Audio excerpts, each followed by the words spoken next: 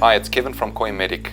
It's this time of the season again where people go on holiday and they leave their ponds behind, and there's a few tips that I've found over the years which is critical that could help everybody so that they don't come back to a disaster.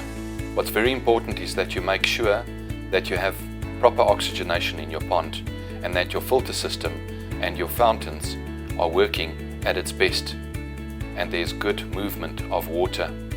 The most important thing also, whilst you're away on a holiday, is to make sure that all fountains and water features are working at the optimal. You can clearly see it's not working well at the moment.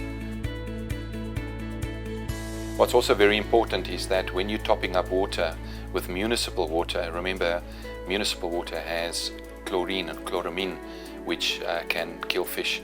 So what you want to do is you want to only top up 10% at a time. An important thing also to remember is just before you go on holiday, preferably the day before or 2 days before you leave, to make sure that the sand, if you have sand filtration is clean. And the best way to do this is to also open the lid and to flush the system out and to mix the sand right to the bottom so that you get all the bacteria out. That is very, very important. Another tip that you can also use is a pressure hose. As the sand filter is open and the lid is open, you push the high pressure hose straight down right to the bottom under the fins and of the filtration and let that rinse out. Here is a typical example of how not to have your sand. You can see it is clogged and it is dirty, and you do not want to go on holiday with sand like this in your filtration.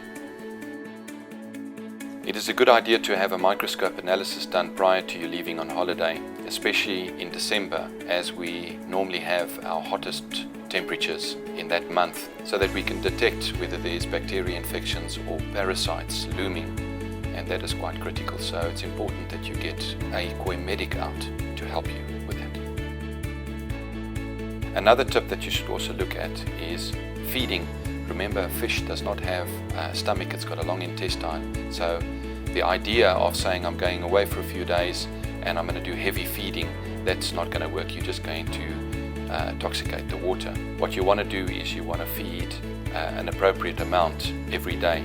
If you do not have anybody to do that, then you need to get a koi feeder, either a solar feeder or an electronic feeder. Okay guys, those are my tips that I've found most useful over this period. This is the time where I'm running around whilst you enjoying your well-deserved holiday and going around and helping out. So whilst you're on holiday, if there's any emergencies, just phone your local Koi Medic and they'll be happy to assist you. Otherwise, enjoy your holiday, drive safe, be responsible and look after yourselves.